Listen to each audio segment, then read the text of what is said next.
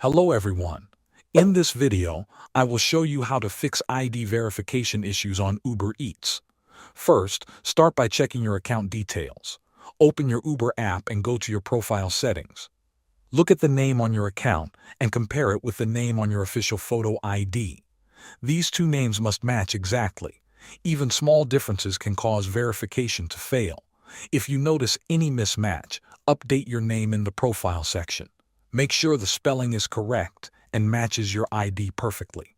Next, focus on how you take your photo. This step is very important for successful verification. When taking your photo, make sure your face is clearly visible.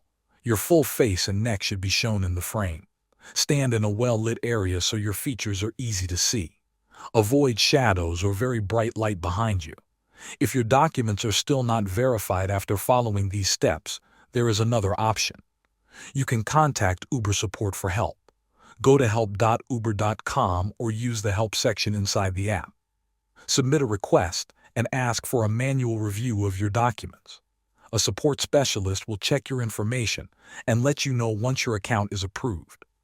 Thanks for watching.